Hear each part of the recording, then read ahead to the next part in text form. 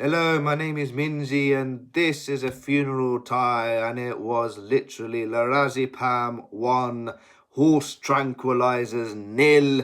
Once again, Chelsea have lost the London derby to Arsenal. At least it wasn't the 5-0 battering that they suffered last season, but a loss is a loss, and it was a quite boringly painful loss. Both teams were exceedingly poor in the entertainment value section, but Arsenal come out on top. They don't care how they win so long as they win, and it keeps their title challenge alive for the next couple of days or so. So let's start off by addressing a big fat elephant in the room, which is Chelsea racism directed towards Wesley Fofana. And I need to smoke because A, that game was awful. 2, I've put this video on late. You'll have to forgive me. I was on nights and don't know what on earth the Chelsea fans were smoking anyway. Not all of them, just a select pestering few that have been directing racist comments towards Wesley Fofana. First of all, nobody deserves racist comments, regardless if you played well in that game or you're just Robert Sanchez in goal. You're allowed to criticise them, but you're not allowed to say stuff based upon the colour of the skin, the faith, the nationality, whatever. You just can't. But to the KKK fractions of this Chelsea subdivision group, I would love to know what on earth Wesley Fofana did to warrant such criticisms. You donkey haramjada kutta banchods, sala kutta mother jods. What did he do wrong? He was actually one of our best players. I actually enjoyed it when he gave Declan Rice a little bit of a kick from behind, and then when Declan Rice squared up to him, he gave him a little bit of lip after that. I like that. It's a London derby. I don't want pussy holes playing for Chelsea Football Club. I want men. Yeah, you're in a battle. You're in a London derby. It's not a friendly. There is bragging rights. I want some sort of, fight in there. And he was being a nuisance to all the Arsenal players, got a yellow card for kicking the ball away or something silly like that. But, I don't know what he did wrong. He was actually one of our best players. So, would love to know, would love for you guys to tell this Bengali immigrant, even though I was born in Hillingdon Hospital. Yeah, that obviously I'm not a native because of maybe this little pigmentation right here. You bloody benefits scrounging wankers. Fucking having a bloody racist pop at Wesley Fofana. Shame on you, wankers. Shame on you. Go to Jahannam, you Jutia banjos, and perhaps you may deport yourselves to the Atlantic Ocean for us, you waste of brain cells. Anywho, there's that rant over. Now let's actually rant at this bloody game. And there's only one person who I can blame. One person. Not going to blame it on anything else except his goalkeeping. That's Robert Sanchez. He's the reason why we fucking lost that derby. Fucking hell. He starts it off by playing a wonderful back pass to Martinelli, yeah. Thankfully, Martinelli's not on form and couldn't really bend the shot around Sanchez into the bottom right-hand corner. Then there was a little shove from Jurrien Timber on Cucurella that should have been a foul. Play went on. There was a bit of pinball. It got deflected and he went straight to Robert Sanchez's path and he just flapped at it and then pushed it back into the danger area. And I don't know who shot it over. Was it Odegaard or was it Trossard? I have no idea who on earth that was. But hey ho, another blunder. And then the blunder leading to the goal, a corner from the right, flicked on by Merino at the near post, loops over fucking Robert Sanchez and into the net. I would accept it if it was a position in which, where against Manchester City, where he was literally in Bangladesh, that lob was on. I can understand him being lob. Obviously, I can't understand him in his goalkeeping position for that goal he conceded to Erling Haaland, but I can understand why he would get lobbed. How did you get lobbed? You're on your own goal line. You're in the middle of your own fucking goal line and you got lobbed. You are Ramzada Chutia Banchor of a Kanki Magi. Seriously, what does Robert Sanchez have? Forget the fact that he's agent Mr. Chelsea. Forget that. We all know that. We all know he's halas, he's finishing his goalkeeping. But what does he have on Enzo Maresca, on Todd Bowley and on Egbali that he warrants a starting lineup every single fucking time?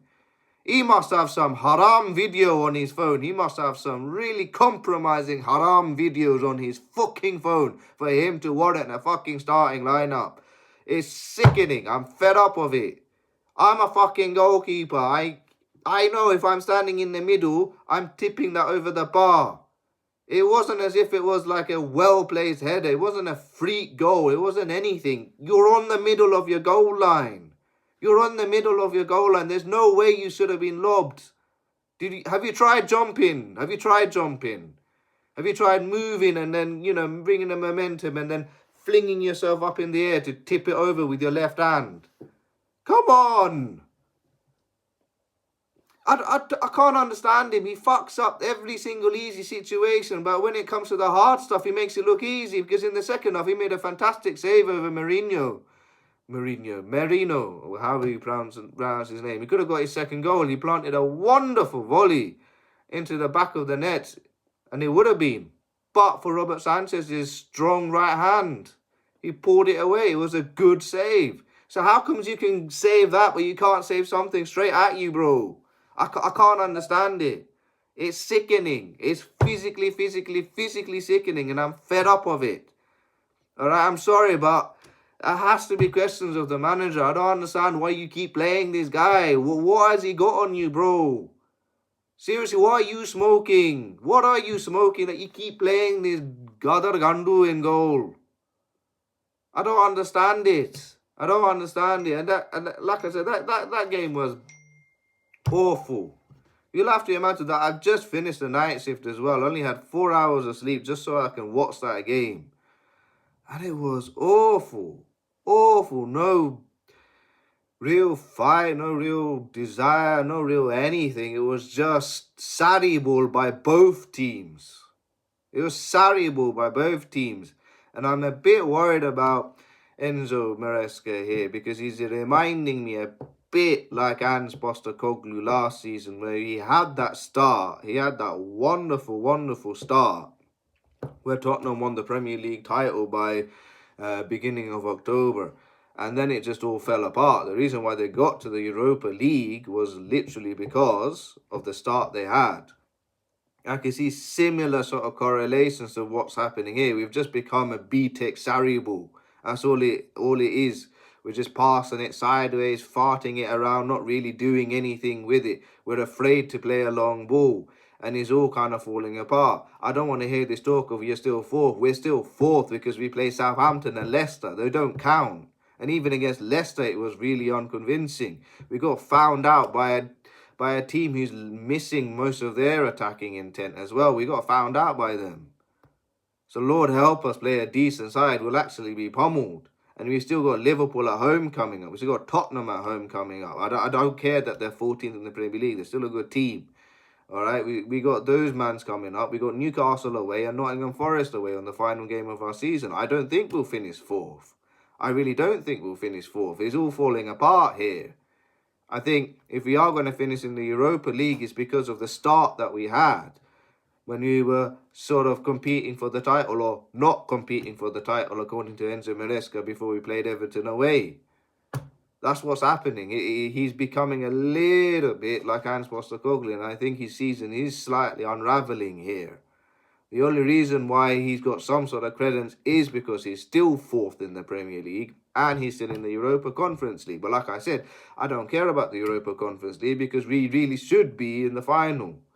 We got Legia Warsaw coming up, and then God knows who's coming up in the semi-final. And then, yeah, it will either be Fiorentina or Real Betis, and they will be our real challengers in the final. If you don't make that final, he has to go. He has to go. But that's my rant on Enzo Maresca and Robert Sanchez has done. Like I said, this game wasn't really good for anyone, really. I suppose our luck had to go against us with the fact that we don't have any recognised strikers out there. I mean, Pedro Neto bust a gut and bust a lung out there, but to no avail. Just to add to misery, the one mistake that Arsenal did make was Cucurella's volley, which was straight at David Raya. He made a right pig's ear of it. It squirmed out of his hands, and instead of squirming into the back of the net, it squirmed wide. Just as our luck, isn't it? Like, you know, whenever they make a mistake, they get away with it. Whenever we make a mistake, it ends up being a fucking disaster. And Cucurella was our most profitable striker, it seems, because he was the only guy who had 2 shots on target for us. Right at the end, he had a header. Right, he went straight to David Raya, but at least it's a shot on target. But it was never going to really trouble him.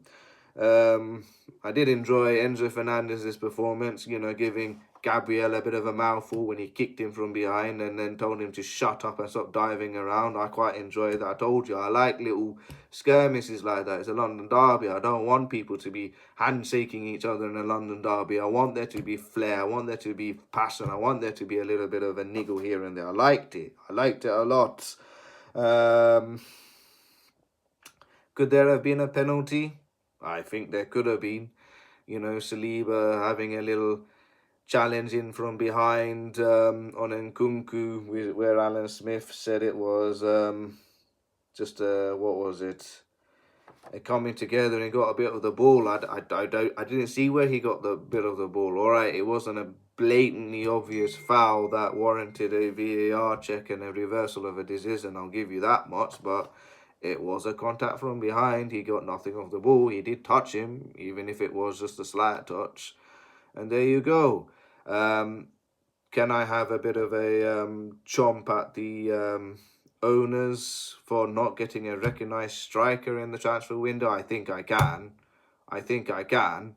Like, come on, the whole of the January transfer window went and we haven't bought anyone. And in fact, all I'm hearing is that we've got another youngster from Sporting Lisbon. I think we should change our name from Chelsea Football Club to Child Trafficking Football Club. That's all we are.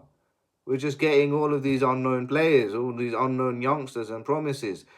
It doesn't work like this. I am fed up of hearing things like from Egbali saying, oh, I really like Brighton's business model here. They run a very, very well-run, efficient club. I don't give a shit, bruv.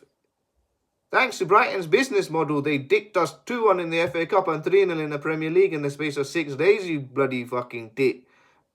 Fuck their business model. Fuck their business model. I don't give a shit about Brighton's business model. Fucking hell, the only model I care about is the trophy that we lift. And the only trophy we're lifting is probably the Premier League. I'm being a little bit deluded. The UEFA Conference League, potentially, before maybe Anthony of Real Betis tries to spin us a new one. All right, sod their business model. Stop buying youngsters. I'm sure the kid from Sporting Lisbon has got promise. But I'll tell you what, when he comes up against 70 feet Dan Burn picking him up and throwing him off the pitch, he'll get found out. And he's just a kid, that's why. Stop buying kiddies. We're not a child trafficking club, man. We're Chelsea Football Club. Alright, like I said, my club has got ruined by the UK government, man. They ruined my club. Alright? Being involved in this proxy bloody war with Ukraine. I couldn't give a shit about any war about anywhere in the world, but they got involved in it. And they removed our bloody owners, making out statements of, well, you've had your success, perhaps it's time for you to not have your success anymore. I don't want to hear that kind of shit, bruv. I don't want to hear that kind of shit. No fan should be made to be forced to hear that the club have to sacrifice success based upon your proxy war. How many people are suffering out in the middle of the streets because they've got nothing to their name, and you're sending off money left, right, and centre to Ukraine? Bloody hell. And all of these other bloody foreign investments that we make, and we don't look after one of our own. But that's now, I'm going a little bit too political, and I don't like going into politics. That's just not me. I don't want to talk about politics. Let politics sort itself out, because the politics is, quite frankly, a bit of a mess. But that's that aside. All right, what I would like to get involved with is the Chelsea Football Club situation, and it isn't looking good. it is looking like it's slowly falling apart. But it hasn't happened yet. It hasn't happened yet. Our next game is Tottenham at home in the Premier League and Legia Warsaw in the Conference League in between. We shall see what happens then.